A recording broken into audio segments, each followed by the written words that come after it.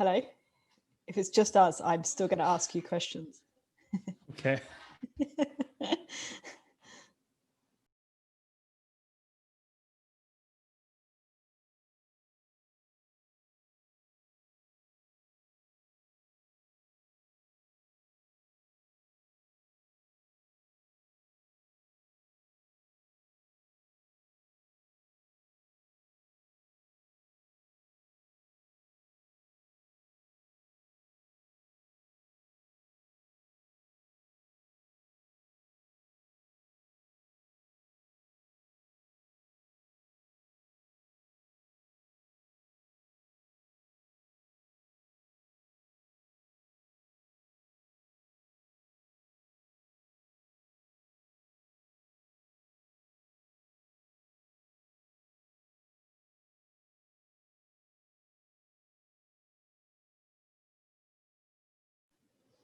I'll just wait a few more seconds and then we can begin.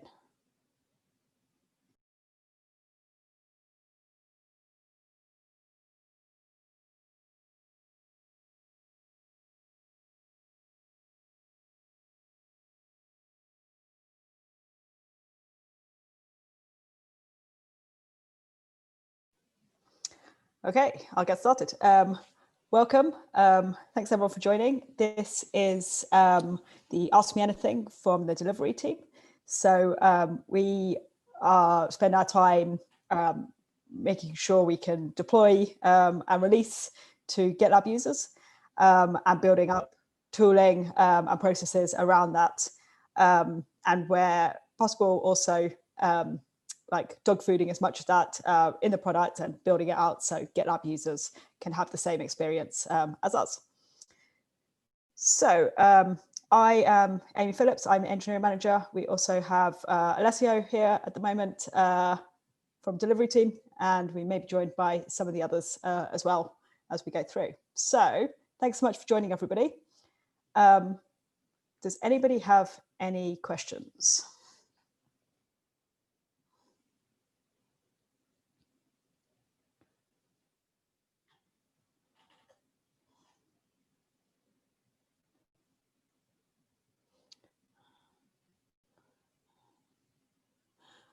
Something that I would be interested in for the people who are here, and whilst sort of, if we think about questions, is I'm curious to know how people find the GitLab release process compared to other places you've worked.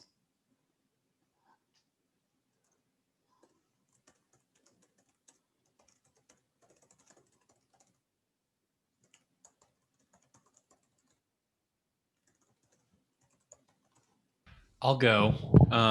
First of all, having been here for ages, it's so much better than when I started.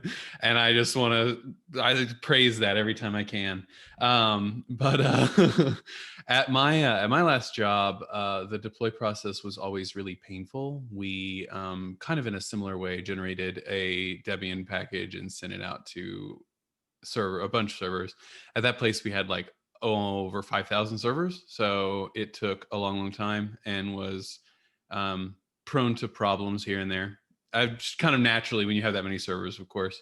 But nowadays here, it's that was very like version the software, deploy, like it was not continuous. So here I find that the fact that we're now able to deploy to staging all the time and get things out to gitlab.com quickly is real nice. So I'd say that it's better than the last place I was at. That's great to hear. Thanks for sharing that. Does anyone else have has anyone worked anywhere that, or been in any teams that have more kind of continuous delivery processes? Like really curious to hear how they compare. Yes, go. I was going to speak up. You seeded the question well, Amy. Actually, I was going to take it into a question that might go to you, which was at the last place I was at, we deployed the back end, which is a big Java monolith for the most part that we were breaking apart slowly daily. But then a decision we made as the application evolved in architecture was that the big Java backend originally was more like a struts app where, again, a lot of rendering was done server side. And then we realized the power of the REST API was the main thing. And I know, Rust versus GraphQL, I'm not going to get into that. I don't want to deal with it. That's not the point. But if we're architecturally moving in a similar direction, a direction we ended up moving when I saw the last place was we said, okay, great. The monolith on the back end across all the servers is an effortful thing to deploy. But we had people on the front end that wanted to iterate faster. So we decoupled the UI from the back end, since the back end was really becoming effectively a REST API and the front end was beginning to be mostly implemented in JavaScript and CSS. Again, not choosing favorite frameworks or anything. We then changed that. So we deployed the JavaScript and CSS 5 or 6 times a day. And I didn't know, what I'd be curious to know was, because we were able to decouple that, it allowed us to iterate quickly on the UI when we felt like it was being done. Have you heard any requests coming around to my question? Like trying to answer your question and then ask the question, have you heard any requests? Have we thought about doing something similar here?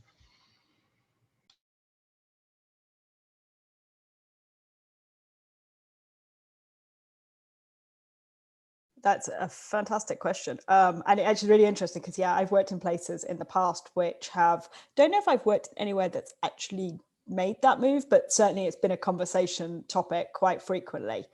Alessio, have you come across any of these requests, or do you have any thoughts actually? Sure. So I was exactly thinking of this question what David was mentioning it. So I think that so we have this idea of the single application, which is very important, which kind of restrain us in forcing on the coupling side. So I've worked on projects outside of GitLab where we actually, for having the same situation, we actually introduced a backend for front-end technology. So we had a real backend, which was more stable, more mature, more monolithical, or even just a composition of those things. And then we had another backend system that was just closer to the need of the front end, so that we could just decouple the speed of development of this three components. It's basically the same thing. So what I'm thinking, I never heard of specific requests here at GitLab, but I think because in our development guidelines, we have a statement that says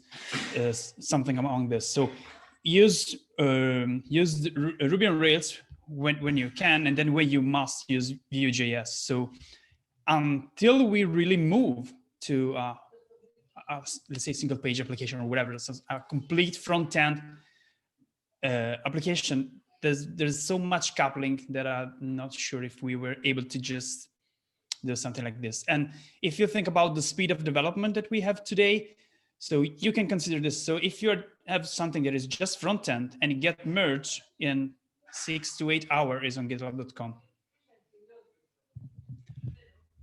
Yeah, exactly. And that's why I was asking the question as a hypothetical. I'm actually not advocating for that. I was just trying to express the difference to answer Amy's question. And the pressure we felt, and again, that's where I totally agree. It depends architecturally where you're going and making a decision as an engineering team. But what we'd seen is we'd gotten them so decoupled that we got to the point that people doing that front end development had said, like, I just want to move this button down over here. Why do I need to wait for the back end to deploy? And the team that I was on at the time on that was like, as we talked, like, I don't have a good answer for you. We don't need to deploy the Java monolith to get your change out. So let's decouple it. And that's where, what we've done with GitLab static assets and the way we actually architect the network path to that was the first step in how we did that, because then we were able to change the deploy process of like, just go deploy this bucket for the JavaScript and CSS, version it every time. And then, that also gave us a very quick rollback of if something happened just on the JavaScript side and we're like, oh, we don't like that. It was very quickly easy to say, all right, just repin the backend and reserve the JavaScript from the older version. So there was an interesting difference that I noticed, like, we may want to go that way, but I appreciate your answer because that makes a lot of sense of like, we have to consciously decide that's what we want. And you're right. If we already see the value of if we're getting there fast enough with the way we're doing it, then maybe that's not a problem we need to fix. I want to add something because we were thinking about front end and back end, but we can expand the same problem to just component in our. So we can think about Gisali versus workers versus everything. So what I'm thinking here is that moving toward Kubernetes will give us more freedom in this regard. Exactly something like this. So if I change something in Gitly, why should I have to redeploy everything? But when we have virtual machines with Omnibus and packaging, it's monolithical at the level of packaging, right? So you have a single package that contains everything. And I mean, it's a big effort to re-architecture these things. And I don't see that a company drive in that direction at the moment. So probably we will have it for free once we completed the Kubernetes migration. Yeah, it gives us a lot of power, if nothing else, to target how we deploy first and learn some things about, do we always need to do the web fleet first before we do Gitly, or, you know, if you're changing the order because we want to understand the importance of getting a hotfix out. Those are good things to learn. Yeah, absolutely. And it's interesting on the sort of the front end thing and how the speed, like one of the ways I've seen previous places handle that is feature flags, and like actually separating the kind of visibility of changes from getting code out to production. So that's also another interesting one. Yeah. Where I was before, I heavily relied on feature flags, so that we release, like I said, we release code prod every day, but the toggling on of the feature could happen at any point after the deploy. Yeah, that's right. That's right.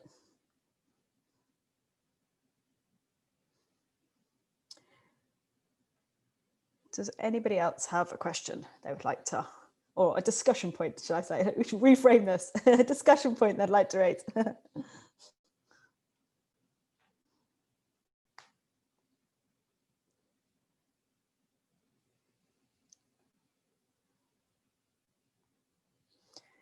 Is there anything about the release process that's confusing or surprising at the moment?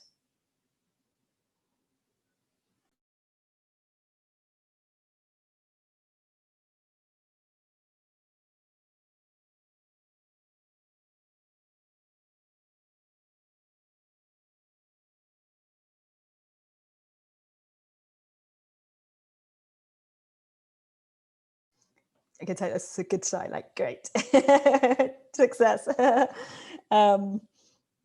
about, sorry, is Myra on the call? Myra, do you want to talk a little bit about the improvements that you have in mind? Like, we've made loads of improvements to the security process, but do you want to give a little bit of a kind of overview of some of the other ones that we're maybe going to try and work on? Yeah, for sure. So the first thing that pops in my mind is to automate the backports. Backports have been troublesome since forever. So for context, when creating a security fix, we need 4 merge requests, 1 targeting master and 3 targeting the last 3 stable releases. But this causes a lot of confusions for developers, because it is not always clear what release we are targeting and what branch do we need to use and what milestone do we need to use, and if the backports needs approvals. So far, creating the backports is a manual process, and well, it is time consuming also. So what we want to do next is to automate the creation of the backports when possible, because we also gather some data, and it seems that for 60% of the cases, it could be like automated 100 automatically. So that will be nice. And I think that is the next one.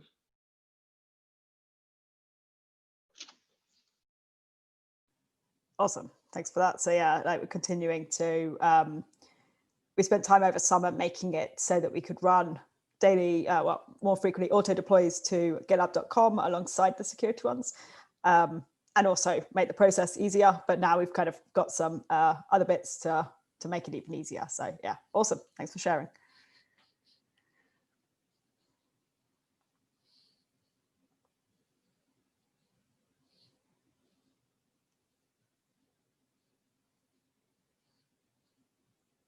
Does anybody else have anything at all that they would like to ask or question or share about these?